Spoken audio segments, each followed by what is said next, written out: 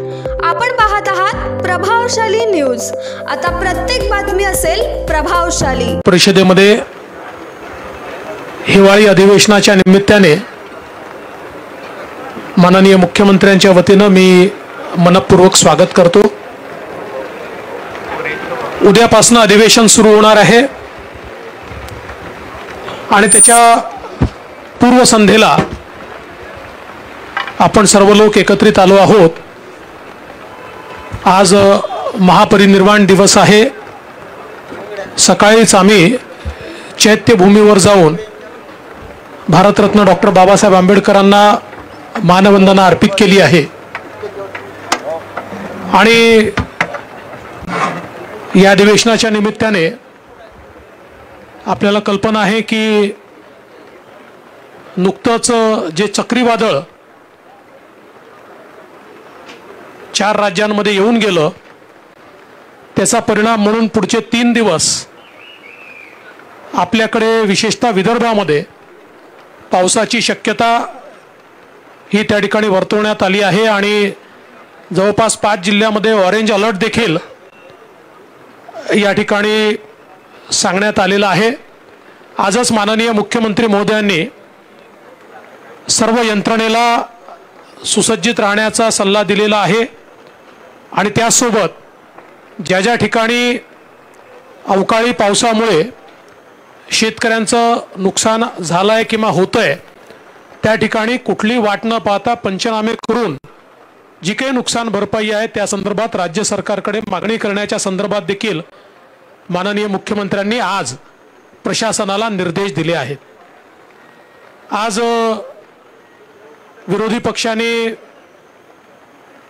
आमच्या चहापानावर बहिष्कार घातला कारण म्हणजे चहापान हे चर्चेकरता होतं, पण कदाचित विरोधी पक्षाचा स्वभाव पाहता पुढच्या वेळेस सुपारी पान ठेवावं लागेल म्हणजे कदाचित ते येतील अशी शक्यता मला दिसते। मात्र आज विरोधी पक्षाने न येण्याची कारणं आणि जे पत्र दिलेलं आहे, मगाशी मी बघितलं की त्यांच्या पत्रकार परिषदेमध्ये काही लोक झोपी गेले होते, म्हणजे 3 राज्यात जसे झोपले तसे पत्रकार परिषदेतही काही लोक झोपी गेले होते, पण तशाच झोपेत हे पत्र लिहिलं आहे का असा प्रश्न पडावा अशा प्रकारचं पत्र विरोधी पक्षाने दिलंय। पहिल्यांदा तर मला आश्चर्य वाटतं, नागपूरचं अधिवेशन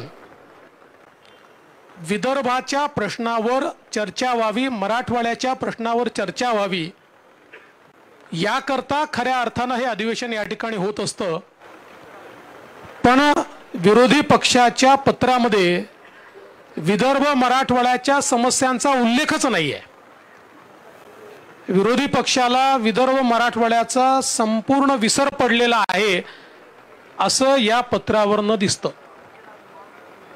दुसरं असं आहे की राज्यात काय चाललंय याचं भान देखील त्यांना नाही आहे, कारण त्यांनी त्याच्यामध्ये कंत्राटी भरतीच्या GRचा विषय काढलेला आहे।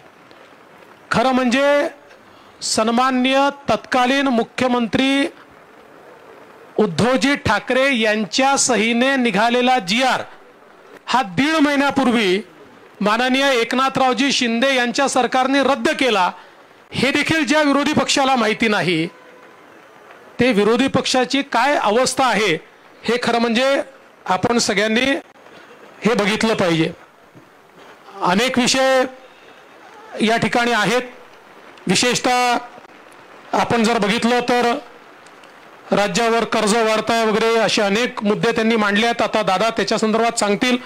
केवळ एकच आकडा जाणीवपूर्वक आपल्या पुढे ठेवतो की अर्थव्यवस्थेमध्ये किती वाढ झाली आहे, तर 2013-14 साली आपला GSDP आपली अर्थव्यवस्था ही 16 लाख कोटीची होती। आज आपली अर्थव्यवस्था 35 लाख कोटीची झाली आहे। म्हणजे गेल्या 10 वर्षामध्ये 2.5 पटीपेक्षा जास्त आपली अर्थव्यवस्था झालेली आहे। त्यामुळे मी कर्जाच्या संदर्भात या ठिकाणी सांगत नाही, दादा ती आकडेवारी आपल्याला सांगतीलच, पण मी एवढंच सांगू शकतो की आजही देशाच्या सगळ्या राज्यांच्या अर्थव्यवस्थेच्या तुलनेत मी असं म्हणणार नाही आम्ही श्रीमंत आहोत, पण बॅलन्स्ड अर्थव्यवस्था जर कोणाची असेल तर ती महाराष्ट्राची आहे, हे मात्र या ठिकाणी नमूद केलं पाहिजे। आज आमच्या विरोधी पक्षनेते वडेट्टीवार साहेबांनी NCRBच्या अहवालाचा देखील हवाला दिला। आता ठीक आहे, काही काळ त्यांचा होता, काही काळ आमचा होता, तरी NCRBचा अहवाल कसा वाचायचा हे देखील कधीतरी शिकलं पाहिजे। NCRB मध्ये एकूण गुन्हे कुठल्याही कॅटेगरीचे जे असतात, प्रति लोकसंख्या हे किती आहे याच्या आधारावर त्याचं आकलन होत असतं। म्हणजे आपण जर बघितलं तर आता एकूण गुन्ह्यांचाही विचार केला तरी 2020 साली 3,94,000 होते, ते 22 मध्ये 3,74,000 झाले आहेत। पण मी नेहमी सांगतो, गुन्हे कमी झाले जास्त झाले संख्येचा प्रश्न नसतो। आता लोक संख्येचा जर विचार केला, आता वडेट्टीवार साहेब काली बोलले, परवाई बोलले, अजून विरोधी पक्ष नेते बोलले, बाकीचे नेते बोलले की महाराष्ट्र हा दुसरा क्राईम मध्ये, ही वस्तुस्थिती नाही आहे। लोकसंख्येचा विचार केला तर आपण देशामध्ये 8व्या क्रमांकावर, म्हणजे मी काय फार भूषणावे असं म्हणत नाही की 8व्या क्रमांक, पण आपण 8व्या क्रमांकावर आहोत। आपण जर खुनाचा विचार केला, जो एक अतिशय महत्त्वपूर्ण गुन्हा मानला जातो, तर त्यात महाराष्ट्र 17व्या क्रमांकावर आहे। आपण जर महिलांवरच्या गुन्ह्याचा विचार केला तर त्याच्यामध्ये देखील आपण राजस्थान, ज्याची लोकसंख्या आपल्या अर्धी आहे, तिथे 6,356 वगैरे आहेत। ओरिसा, जो अगदी छोटंसं राज्य आहे, तिथे 4,333 आहे। एकूण सगळ्या राज्यांचं न सांगता, ते आता सभागृहात सांगावंच लागेल, फक्त थोडं आमच्या विरोधी पक्ष नेत्यांना आधीच थोडी माहिती आमच्याकडनंच गेली पाहिजे म्हणून तुमच्या समोर सांगतोय, कारण किमान तुमच्या बातम्या पाहून किंवा वाचून ते योग्य प्रकारे त्या ठिकाणी सभागृहात मांडतील। तर त्यातही महाराष्ट्र हा 7व्या स्थानावर आहे। त्याच्यानंतर आपण जर या ठिकाणी बघितलं तर एकूण क्राईम रेटचं देखील मी सांगितलंय। बलात्कार, जो अतिशय घृणास्पद अशा प्रकारचा या ठिकाणी गुन्हा आहे, त्याच्यामध्ये महाराष्ट्र 12व्या क्रमांकावर आहे। त्याच्यानंतर अपहरण वगैरे जो विषय सातत्याने मांडला जातो, त्याच्यामध्येही महाराष्ट्र 7व्या क्रमांकावर आहे। हरियाणा, आसाम, ओरिसा, मध्य प्रदेश, राजस्थान, उत्तराखंड वगैरे अनेक राज्य हे आपल्यापेक्षा पुढे आहेत। त्यामुळे एकूणच NCRBचा रिपोर्ट कसा वाचला पाहिजे या संदर्भातलं प्रशिक्षण देखील आमच्या विरोधी पक्षाला या ठिकाणी देण्याची आवश्यकता आहे। खरं म्हणजे माननीय मुख्यमंत्र्यांना देखील या ठिकाणी बोलायचं आहे, अजितदादा देखील बोलतील आणि आपल्याला विधानसभेमध्ये बऱ्याच गोष्टींची उत्तरं देखील द्यायची आहेत। एकच गोष्ट या निमित्ताने मी सांगतो की काही बॅनर लागलेले आम्ही बघितले की 10 दिवस अधिवेशन। आता खरं म्हणजे ज्यांनी नागपुरात अधिवेशनच घेतलं नाही, अधिवेशनच टाळलं, ते सांगून राहिले 10 दिवस अधिवेशन। त्यांना पहिले माझा प्रश्न आहे, आम्ही रोज म्हणायचो नागपूरचं अधिवेशन घ्या, अधिवेशन घ्या, पण नागपूरचं अधिवेशन घ्यायची वेळ आली की कोविड यायचा आणि नागपुरात अधिवेशन व्हायचं नाही। त्यामुळे ज्यांनी नागपुरात अधिवेशनच घेतलं नाही, आणि आम्ही तर BSc मध्ये देखील सांगितलं की 19 तारखेला आपण पुन्हा BSc घेऊ आणि त्या दिवशी किती कामकाज आपल्याला झालंय, किती व्हायचं आहे, असा सगळा अंदाज घेऊ आणि त्याच्यानंतर त्याचा निर्णय करू। त्यामुळे मला असं वाटतं की पहिल्यांदा आरशात पाहिलं पाहिजे आणि त्याच्यानंतर त्यांनी बोललं पाहिजे। सत्तारूढ पक्ष सर्व प्रकारच्या चर्चांकरता आम्ही तयार आहोत. आम्हालाही असं वाटतं की सभागृहामध्ये चर्चा झाली पाहिजे. याचं कारण शेतकऱ्यांचे प्रश्न आहेत, आरक्षणाचे प्रश्न आहेत. या सगळ्या प्रश्नांवर सकारात्मकतेनं पुढे जाण्याकरता माननीय मुख्यमंत्र्यांच्या नेतृत्वामध्ये आमचा सत्तारूढ पक्ष हा पूर्णपणे तयारीमध्ये आहे. त्यामुळे ज्याही प्रकारच्या चर्चांची मागणी होईल त्या चर्चा आम्ही करायला तयार आहोत. सत्ता पक्षातर्फेही काही चर्चा उपस्थित होतील, त्याचीही समर्पक उत्तर आम्ही द्यायला तयार आहोत. आणि विशेषतः या अधिवेशनातनं जाता जाता विदर्भाला, मराठवाड्याला, राज्याच्या मागास भागाला काही 4 गोष्टी मिळाल्या पाहिजेत, शेतकऱ्यांचं भलं झालं पाहिजे, या दृष्टीने सकारात्मक चर्चा ही व्हावी अशी आमची अपेक्षा आहे. कदाचित आता 3 राज्यांमध्ये जो काही पराभव झालेला आहे त्याच्यामुळे काहीतरी आत्मपरीक्षण आमचा विरोधी पक्ष करेल आणि जनतेला काय हवं आहे हे जर विरोधी पक्षाच्या लक्षात आलं तर निश्चित त्यातनं काहीतरी भलं होईल.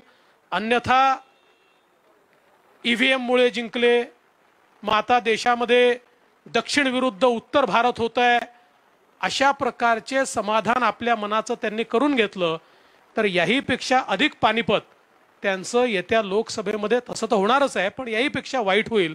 त्यामुळे मला असं वाटतं की निश्चितपणे विरोधी पक्षांनी आवश्यक ते सगळे प्रश्न उचलावे, पाहिजे तेवढा वेळ आम्ही त्याला देऊ, पाहिजे तेवढ्या चर्चा त्याच्यावर करू आणि महाराष्ट्राच्या हिताकरता सकारात्मक अशा प्रकारचे निर्णय या अधिवेशनामध्ये होतील हा विश्वास मी व्यक्त करतो.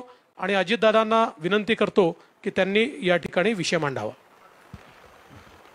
माननीय मुख्यमंत्री महोदय, उपमुख्यमंत्री महोदय, मंत्रिमंडळातील सर्व सहकारी, पत्रकार मित्रांनो, हे जे विरोधी पक्ष नेत्यांनी पत्र दिलेलं आहे ते पत्र मी देखील वाचलं. कारण राज्याचा काही काळाकरता मी पण विरोधी पक्ष नेता होतो, देवेंद्रजी विरोधी पक्ष नेते होते, काही दिवसाकरता एकनाथराव शिंदे साहेब पण विरोधी पक्ष नेते होते. त्याच्यामुळे आम्हाला तिघांनाही तसा बघितलं तर कमी अधिक प्रमाणात विरोधी पक्षाचा पण अनुभव आहे. चहापान हे निमित्त असतं, त्या निमित्तानं सत्ताधारी पक्ष आणि विरोधी पक्षांनी चर्चा करून कोणत्या विषयाला आपण वेळ दिला पाहिजे, कोणता विषय त्यांच्या दृष्टीने महत्त्वाचा आहे, तिथं जास्त चर्चा घडून आणली पाहिजे ह्याची चर्चा होते. आणि त्याकरता चहापानाचा खरं तर कार्यक्रम असतो. परंतु त्यांनी बहिष्कार टाकलाय.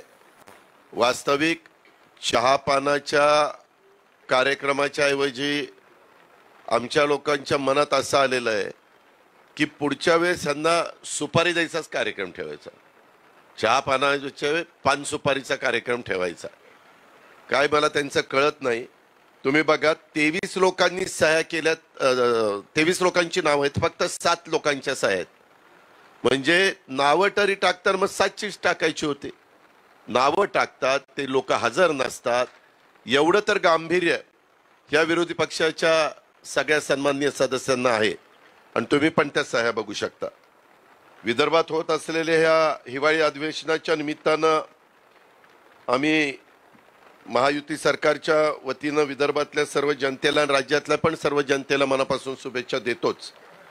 परंतु जसं देवेंद्रजींनी सांगितलं की या अधिवेशनामध्ये प्रामुख्याने राज्य शासनातर्फे विदर्भाच्या आणि राज्यातल्या इतर प्रश्नांना, म्हणजेच मराठवाड्याच्या प्रश्नांना, जे प्रश्न खऱ्या अर्थाने नेहमी विदर्भामध्ये अधिवेशन होत असताना आपण चर्चेला आणतो, त्याला न्याय देण्याचा प्रयत्न हा सरकारचा राहणार आहे.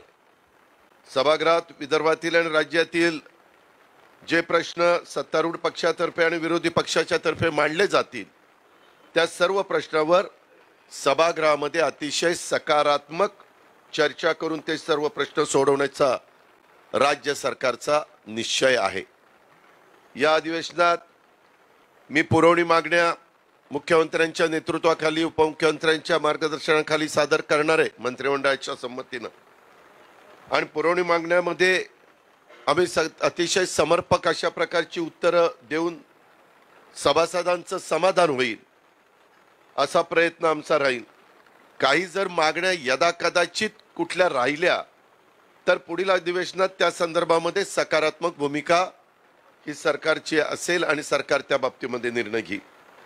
विदर्भात शेती संदर्भामध्ये प्रामुख्याने आपल्याला माहिती आहे कापूस, सोयाबीन, तूर, धान, संत्रा आणि इतर पिकांबाबत आणि राज्यातील इतर भागातील विशेषतः जो अवकाळी पाऊस पडतोय त्यामुळे झालेल्या अतिवृष्टीमुळे नुकसान झालेल्या नुकसानग्रस्तांना आणि काही भागामध्ये दुष्काळ जाहीर केलेला आहे त्याची पण परिस्थिती आहे. त्या मागणीला योग्य न्याय देण्याचं काम ह्या सरकारच्या माध्यमातून एकनाथराव शिंदेच्या नेतृत्वाखाली होईल.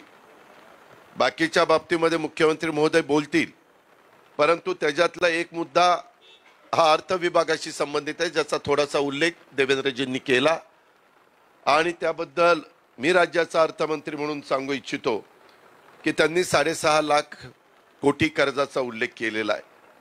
वास्तविक माझ्या माहितीप्रमाणे 23-24 मार्च पर्यंत एकूण कर्ज अंदाजे अर्थसंकल्पीय अंदाज आहे तो 7 लाख कोटी होण्याची शक्यता आहे. यावर्षी आपण 1,20,000 कोटीचं कर्ज काढू शकतो जो रेशो केंद्र सरकारने ठरवून दिलेला आहे आणि त्याचं अनुकरण बहुतेक राज्य करण्याचा प्रयत्न करत असतात. आपल्याला 1,20,000 कोटी जरी कर्ज काढता येत असलं तरी देखील आम्ही शिंदे साहेबांच्या नेतृत्वाखाली 80,000 कोटीचं कर्ज काढण्याचा आमचा अंदाज आहे, तसं आम्ही ठरवलेलं आहे. कर्जाची परतफेड जे काही आजपर्यंत कर्ज काढलेलं असतं ते राज्य सरकारला द्यावं लागतं. त्याच्यामध्ये मुद्दल आणि व्याज धरून साधारण 53,000 कोटी रुपये आम्हाला त्याच्यातनं द्यावे लागणार आहेत. आपल्या राज्याचं ग्रॉस स्टेट डोमेस्टिक प्रॉडक्ट ज्याला आपण GSDP म्हणतो ते उत्पन्नाचं कर्जाचं प्रमाण 2013-14 मध्ये 16.33 होतं, 20-21 मध्ये 19.76 होतं आणि 23-24 मध्ये अंदाज आहे आता 2 महिन्यांनीच मार्च 2-3 महिन्यांनी येईल, परंतु ते 18.23% म्हणजे सर्वसाधारण आम्हाला सूचना आहेत केंद्राच्या ते 25%च्या आत असावं. आपलं 18.23% पर्यंत ते राहील, म्हणजे ते आपण अतिशय व्यवस्थितपणे हे करतोय. ज्याचा उल्लेख देवेंद्रजींनी केला. आपलं राज्याचं nominal GSDP gross state domestic product 2013-14 त्यांनी सांगितलं 16,49,647 कोटी होतं. 22-23 मध्ये गेल्या वर्षी 35,27,084 कोटी होतं.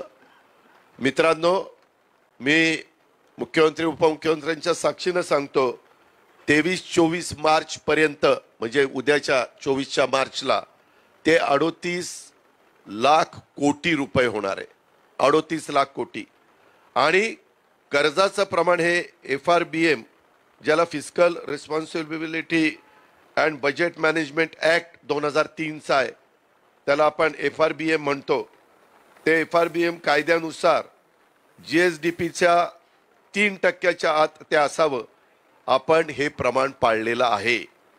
म्हणजे आर्थिक शिस्त महायुतीच्या सरकारने पाळण्याचा काटेकोरपणे प्रयत्न त्या बाबतीमध्ये केलेला आहे. त्याच्यामुळं विरोधी पक्षांनी जे पत्रामध्ये उल्लेख केलाय वाढलेलं कर्ज, ते नुसतं कर्जाचा आकडा सांगतात, परंतु त्याच्यातनं आपला राज्याचा नॉमिनल GSDP हा 38,000 कोटीपर्यंत म्हणजे 13-14ला 16 लाख कोटी होता, तो 38 लाख कोटीपर्यंत म्हणजे किती पटीनं वाढला ते आपण पण बघू शकता. अशा पद्धतीनं एकंदरीत आर्थिक शिस्त ठेवण्याचा प्रयत्न आम्ही सगळेजण करतोय. ही बाब आपल्या सगळ्यांच्या लक्षामध्ये मला आणून द्यायची होती, ती मी आणून दिली. धन्यवाद.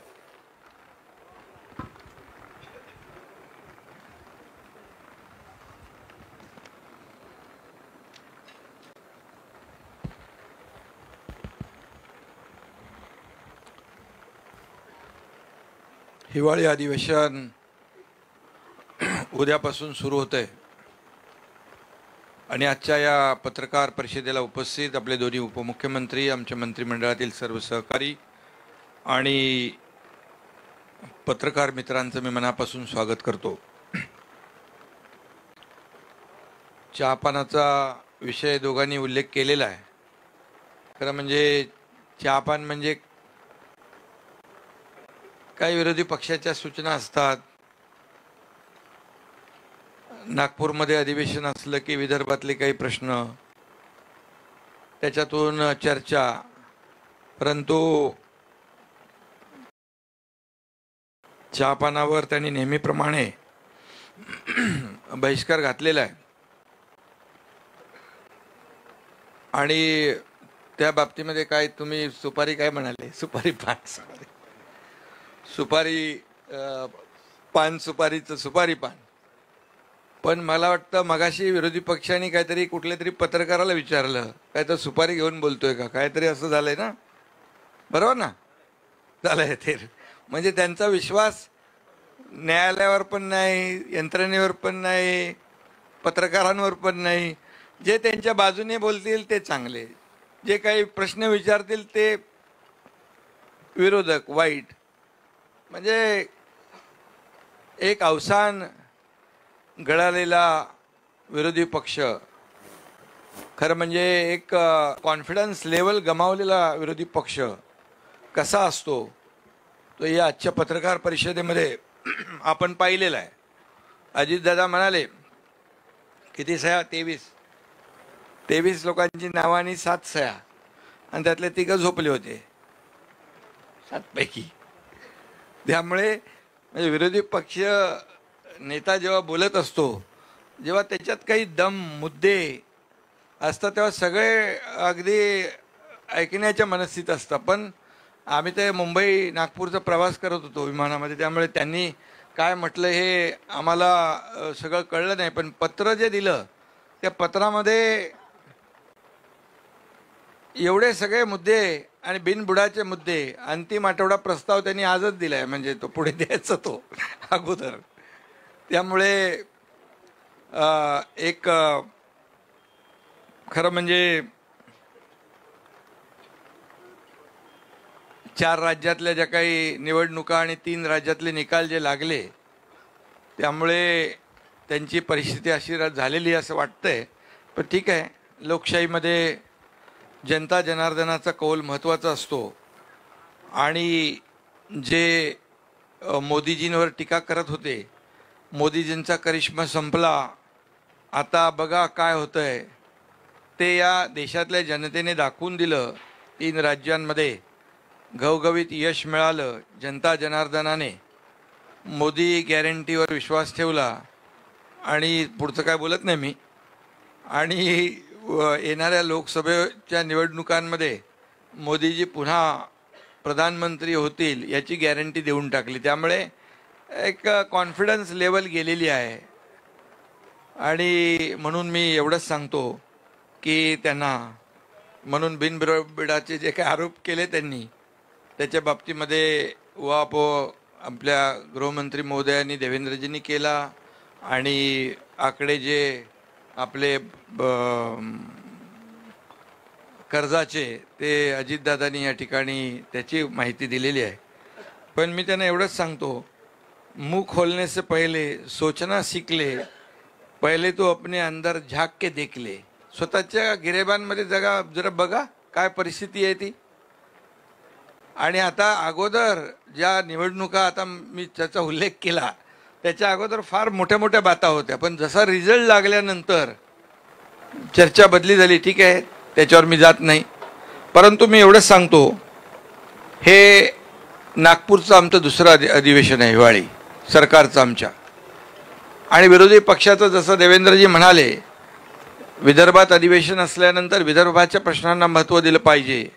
परंतु यांना काय काय पत्रामध्ये लिहिलं आहे ते तुम्हाला माहीत आहे. आणि म्हणून विदर्भामध्ये हे अधिवेशन होतं आहे. विदर्भाशी आमचं एक नातं आहे आणि नक्कीच या विदर्भातल्या जनतेला या अधिवेशनामधून न्याय देण्याचं काम नक्की केलं जाईल. मुख्यमंत्री आणि आमचं सरकार याला न्याय देताना एक विशेष आनंदही आम्हाला होईल.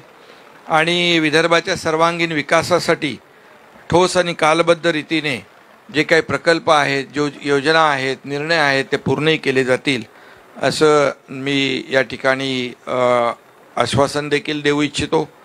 1.5 वर्षाच्या काळामध्ये आमच्या सर्वसामान्यांचं हित आम्ही डोळ्यासमोर ठेवलं. आज समाजातल्या प्रत्येक घटकापर्यंत पोहोचण्याचं काम आमच्या सरकारने केलेलं आहे आणि सरकारच्याच या लोकप्रियतेमुळे जे विरोधकांना देखील धडकी भरली आहे, त्यांच्या तोंडचं पाणी पळालं आहे आणि पायाखालची वाळवी सरकलेली आहे आणि म्हणूनच त्यांनी खूप मोठ्या प्रमाणावर आरोप केलेत, प्रत्यारोप केलेत. त्यांची इंडिया आघाडी, आता इंडिया आघाडी आहे ना दादा, इंडिया अलायन्स पण फुटली वाटतं. ते कालच्या बैठकच नाही झाली. हां नाही, पुढं म्हणजे 3-4 लोक आलेच नाही ना, त्यामुळे ठीक आहे. असो, शेवटी 3 राज्यांनी दाखवून दिले आणि महाराष्ट्रात देखील अतिशय चांगलं वातावरण आहे.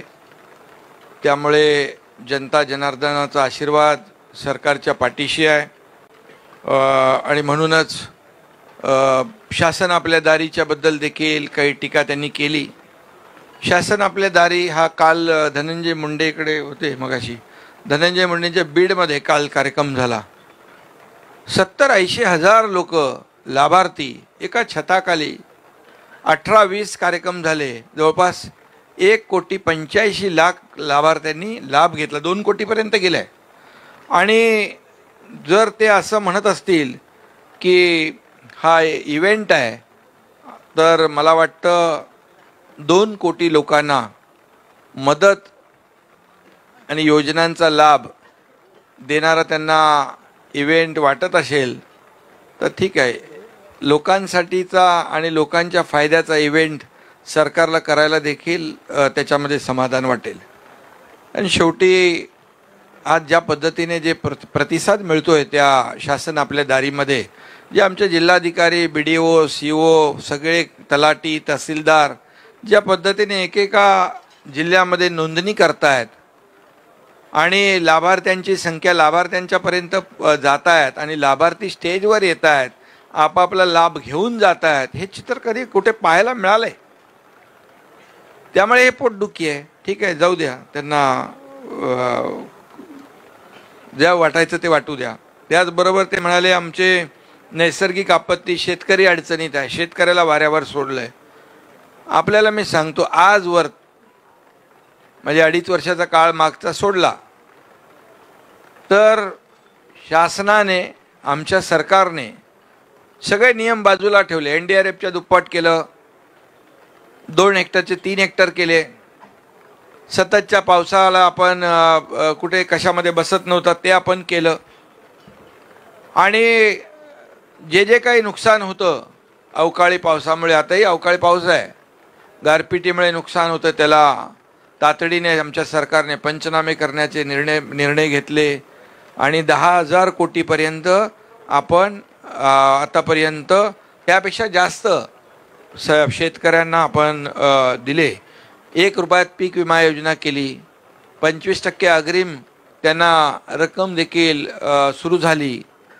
शेतकऱ्यांसाठी नमो सन्मान शेतकरी योजना, जशी की आपल्या केंद्र सरकारची मोदी साहेबांची 6,000 रुपये, आपल्या सरकारने देखील 6,000 रुपये त्यामध्ये ॲड केले. राज्य आपलं पहिलं, देशातलं पहिलं राज्य आहे हे आपल्या केंद्र सरकारच्या बरोबर 6,000 रुपये ॲड करणार.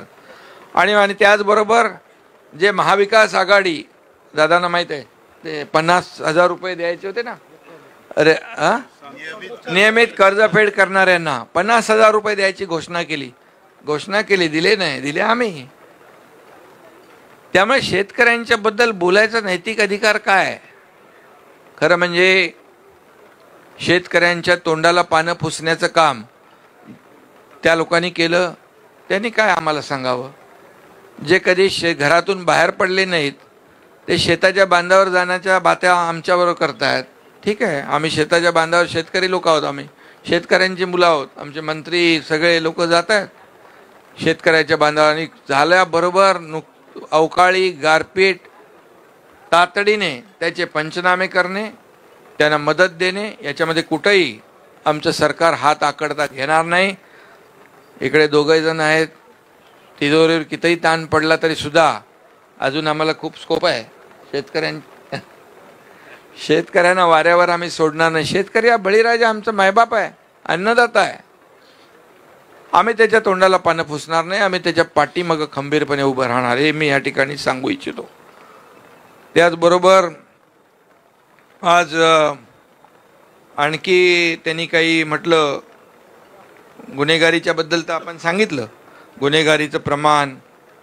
आणि आम्ही गुन्हेगारीचं प्रमाण गृहमंत्र्यांनी सांगितलं, त्याची राज्याची उदाहरणं दिली. पण आम्ही खोटे गुन्हे कधी दाखल नाही केले. जे आहे वस्तुस्थिती ती मांडली, ती नोंद झाली.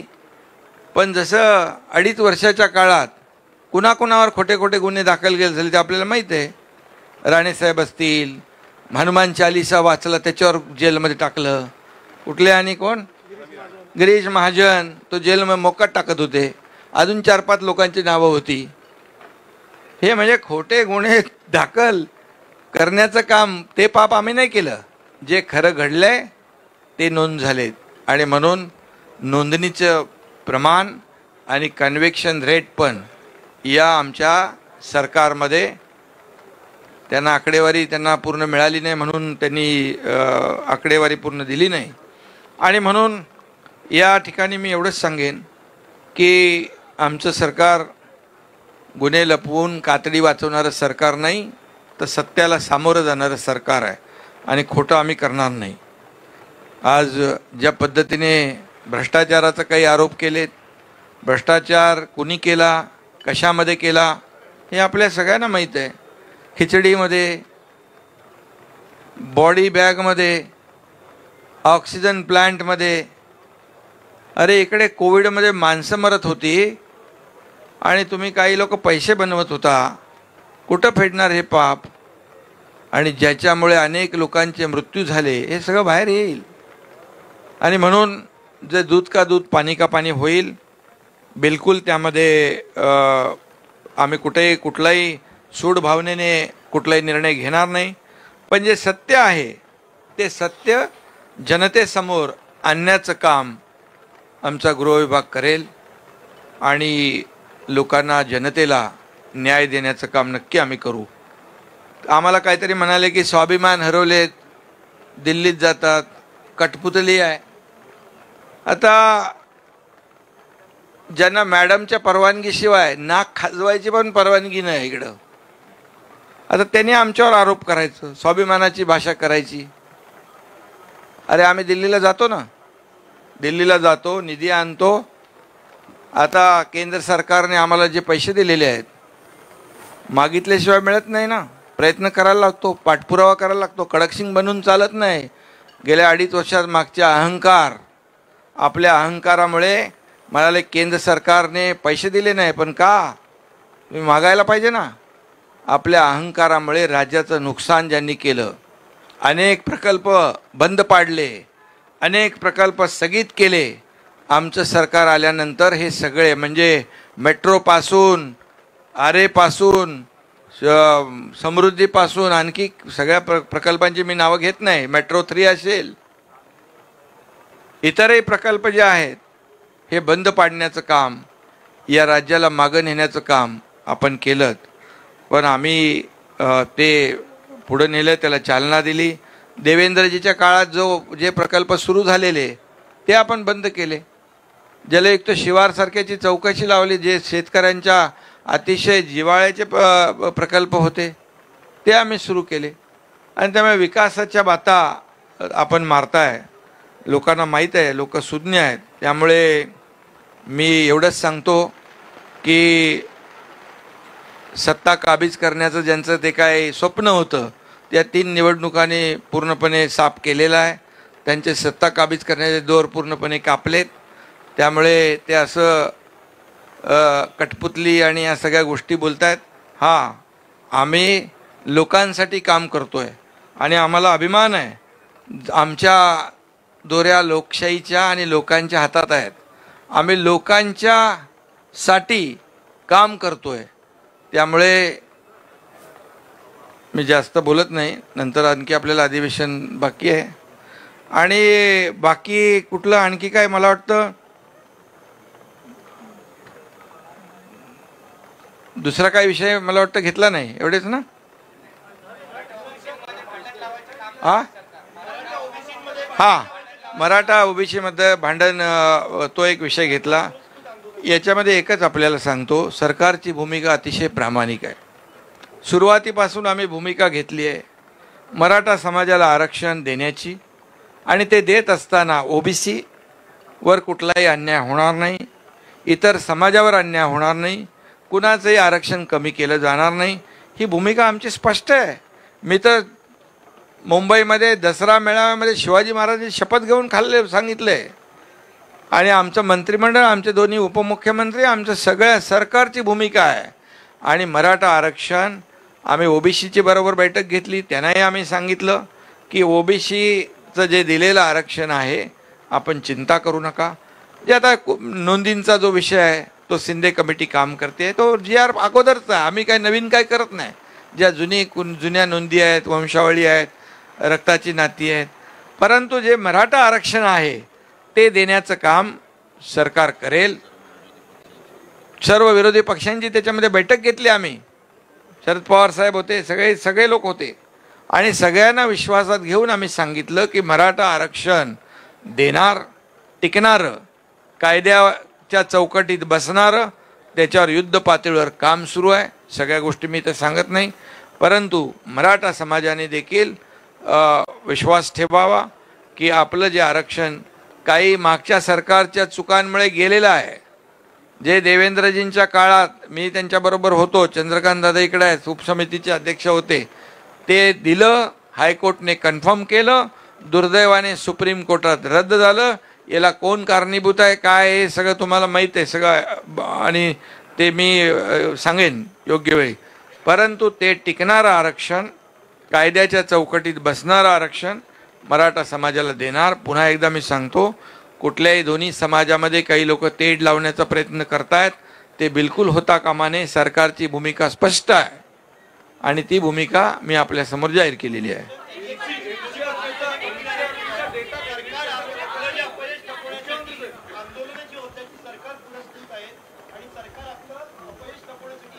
आता तो बिद्रे कुठं भेटला होता कोणाला, बिद्रे तिकडे तो दगड मारणारा, त्याच्याबरोबर फोटो कोणाचे होते, आता सगळं आम्हाला माहीत आहे. ते पोलीस काम करतील आणि त्याच्यामध्ये दूध का दूध पाणी का पाणी होईल. या सगळ्या जे काय आंदोलन आहे त्याच्या मागे कोण आहे ते कळेल.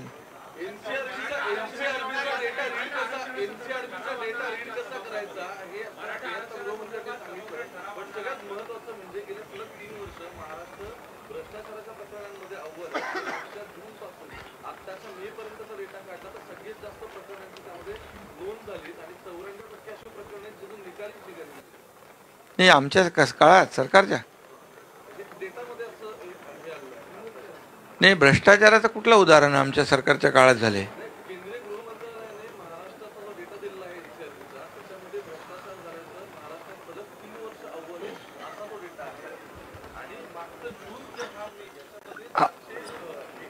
नाही, असं नाही आहे. त्याच्यामध्ये असं आहे की आता केंद्र सरकारने जी काही पूर्वीची भ्रष्टाचाराच्या संदर्भातला जो कायदा होता, या कायद्यामध्ये जी काही कन्सेंट घ्यावी लागायची त्या कन्सेंटची पद्धती बदलली आहे. ती बदलल्यामुळे आता काही प्रकरणं हे त्या कन्सेंटमध्ये बसत नाही. त्यामुळे ती विभाग ती कन्सेंट त्या नियमानुसार त्या ठिकाणी देत नाहीत. एवढाच हा विषय आहे. बाकी एक गोष्ट, आपण या गोष्टीचं खरं म्हणजे ठीक आहे, भ्रष्टाचारचं समर्थन करताच येत नाही, पण महाराष्ट्रामध्ये भ्रष्टाचार विरोधी आपलं जे पथक आहे हे सातत्याने कारवाई करतं. ही कारवाई करतं म्हणून लोक पकडले जातात. त्याच्यामुळे जर कारवाईच केली नाही, म्हणजे आता इतर राज्य जे आहेत त्या राज्यांमध्ये काय होतं याच्यावर मला कमेंट करायचं नाही, पण महाराष्ट्रामध्ये मात्र ACB काम करते. आणि आम्ही जे गृहसचिव आहेत या गृहसचिवांना अतिशय स्पष्टपणे सांगितलं आहे की विभागांना ज्या ज्या, कारण त्या प्रत्यक्ष विभागांना ती कन्सेंट मागितली जाते, त्या विभागांना सांगा की 3 महिन्यामध्ये नियमात बसत असेल तर कन्सेंट द्या, नियमात बसत नसेल तर कन्सेंट नाकारा, कुठलेही प्रकरण पेंडिंग ठेवू नये असे आम्ही स्पष्ट निर्देश दिले आहेत. सर, आरोग्य विभागाच्या भ्रष्टाचारावर हा प्रश्न उपस्थित केला विरोधी पक्षनेत्यांनी. औषध खरेदीबाबतही अद्याप निर्णय नाही झाला असंही ते म्हणाले.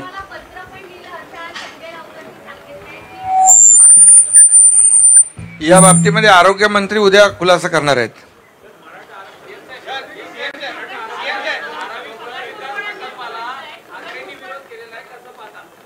अरे ते तर प्रत्येक विकास कामाला विरोधच करतात. मला वाटतं धारावी हा आशिया खंडातला सगळ्यात मोठा प्रकल्प आहे आणि आज काय परिस्थितीमध्ये ते लोक राहत आहेत याचा विचार प्रत्येकाने केला पाहिजे. आणि प्रत्येक वेळेला विकासाला विरोध करायचा आणि म्हणायचे प्रकल्प गेले. अंबानींच्या घराखाली काय लावलं होतं ते बॉम्ब, जिलेटिन कोणी ठेवलं? तो अधिकारी कोणी आणला होता? इकडं अंबानीच्या खाली ते ठेवायचं आणि इकडे आता अदानीच्या घरी मोर्चा काढायचा. आमचं त्यांच्याशी काय घेणं देणं नाही आहे. पण हे जे विकास प्रकल्प जे आहेत हे जेव्हा लोकांच्या हिताचे, मग समृद्धी असेल नाही तर आणखी जे काही मेट्रोचे प्रकल्प असतील, याला प्रत्येक प्रकल्पाला विरोधासाठी विरोध करता कामा नये. ठीक आहे, काही कारण असेल तर जरूर करा, परंतु विकास विरोधी भूमिका नेहमीच त्यांनी घेतलेली आहे. खरं म्हणजे धारावीच्या नागरिकांनी, धारावी हे लोक आशिया खंडातला सगळ्यात मोठी झोपडपट्टी आहे, ती पाहायला लोक येतात. आमच्या सरकारने ठरवलंय त्याचा पुनर्विकास होऊन लोक बघायला आले पाहिजे. आशिया खंडामध्ये नाही जगामध्ये एक भव्य असा मोठा प्रकल्प करण्याचा निर्णय आम्ही घेतलाय. खरं म्हणजे तिथले लोकच उद्या जे विरोध करतायत, उलटा मोर्चा तिकडे काढला तर मला वाटत नाही आश्चर्य वाटणार नाही. याच्यामध्ये एक अजून मुद्दा मी मुख्यमंत्र्यांच्या परवानगीने सांगतो. बघा, नाणारला विरोध केला, नवीन जागा त्यांनी पत्राने सुचवली केंद्र सरकारला आणि मग तिथे ज्यावेळेस काम सुरू केलं तर तिथे देखील विरोध केला. धारावीमध्ये पहिलं टेंडर जे दिलं होतं ते रद्द केलं. हे जे दुसरं टेंडर ज्याच्यावर ते आक्षेप घेत आहेत, ज्या काही कंडिशन बदललेल्या आहेत त्या सगळ्या उद्धव ठाकरे सरकारने बदललेल्या आहेत. सगळ्या अटी शर्ती याच्या उद्धव ठाकरे सरकारने तयार केलेल्या अटी शर्ती आहेत. कुठल्याही अटी शर्ती शिंदे सरकारने तयार केलेल्या नाहीत. जे काही बदल केले जुन्या अटी शर्तींमध्ये ते उद्धव ठाकरे सरकारने केलेले. आता पुन्हा त्याला विरोध. माझा स्पष्ट आरोप आहे, धारावीच्या लोकांना झुंझुवत ठेवायचं, गरीबाला घर मिळू द्यायचं नाही, हाच प्रयत्न याच्यामध्ये आहे. खरं म्हणजे आम्ही तर त्याच्यात बदल करून ही ट्रान्सपरन्सी आणली आहे की आता TDRचा सेल हा बुकवर करता येणार नाही. आता TDRचा सेल हा डायनामिक प्लॅटफॉर्मवर करावा लागेल आणि ओपन टू ऑल प्लॅटफॉर्मवर करावा लागेल. हा ओपन डिजिटल प्लॅटफॉर्मवर करावा लागेल. ही ट्रान्सपरन्सी याच्यामध्ये आम्ही आणलेली आहे. बाकी सगळ्या गोष्टी त्यांनी ठरवलेल्या आहेत.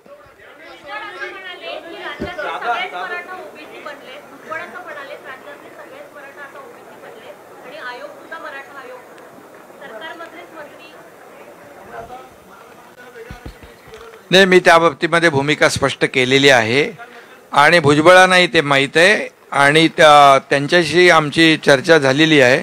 त्यामुळे कुठलाही गैरसमज नको. मराठा समाजाला आरक्षण देताना इतर कुठल्याही समाजावर अन्याय होणार नाही. मराठा समाजाला आरक्षण देण्यासाठी जी भूमिका, जे काय करायचं आहे, जी प्रक्रिया करायची आहे ती युद्धपातळीवर सुरू आहे.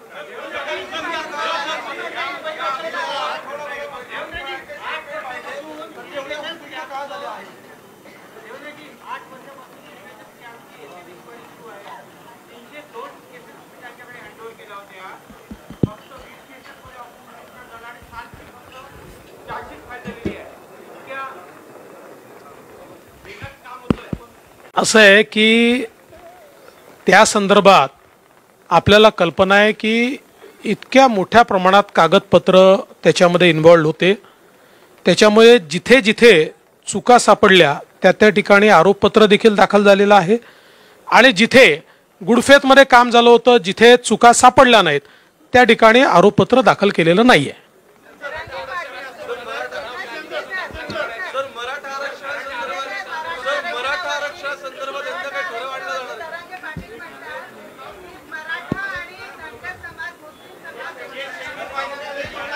नाही, त्यांना हे माहिती नाही, त्यांना हे माहिती नाही की 2013 साली आम्ही राजस्थान, छत्तीसगड, मध्य प्रदेश जिंकलो होतो आणि 14 मध्ये आम्ही लोकसभा जिंकलो.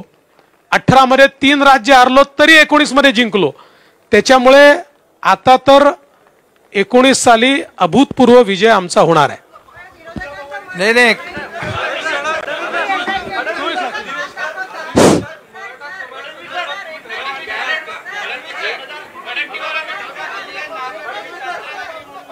बोला तुम्ही बोला. मराठा समाजाला आरक्षण देण्यासंदर्भातला नाही ठराव नाही, आम्ही आरक्षण देणार आहोत. त्यांना आरक्षण देण्यासाठी प्रक्रिया करावी लागते. टिकणारं, कायद्याच्या चौकटीत बसणारं, इतर समाजावर अन्याय न करणारं, हा शब्द आहे आमचा.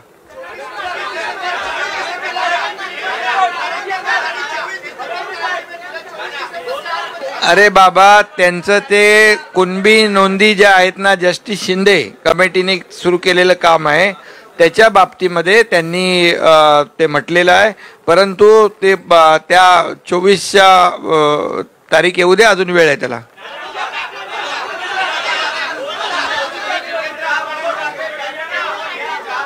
हा,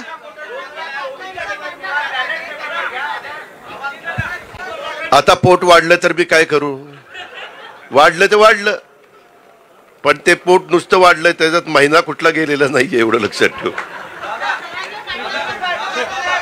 असं आहे,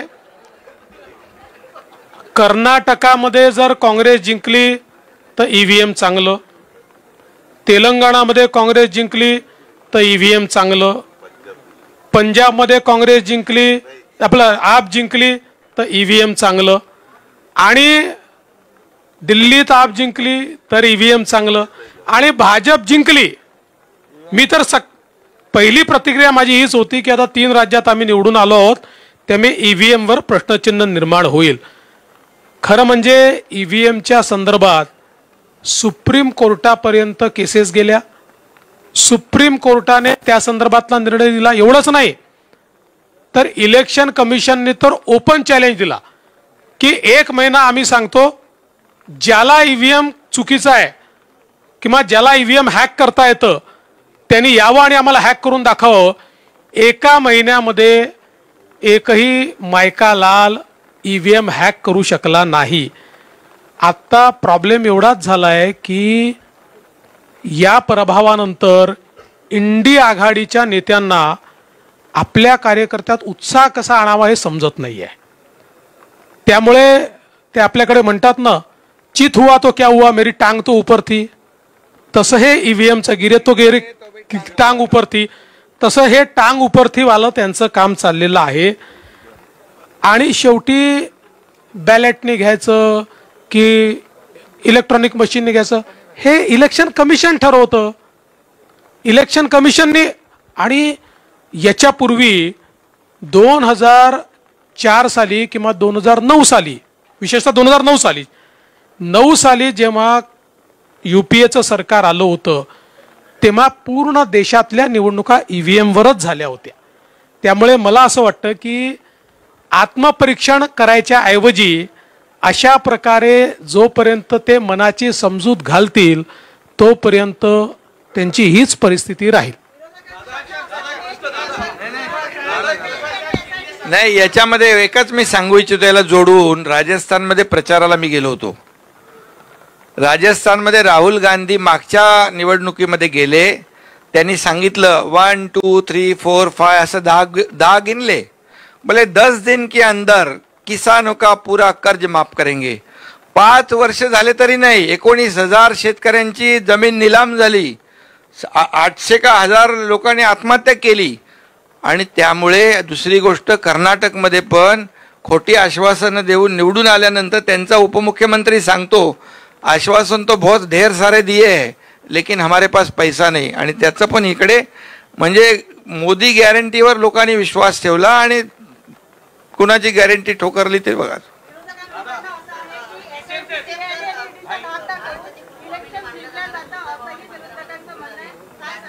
आता त्यांना आरोप करायला दुसरी जागाच नाही ना.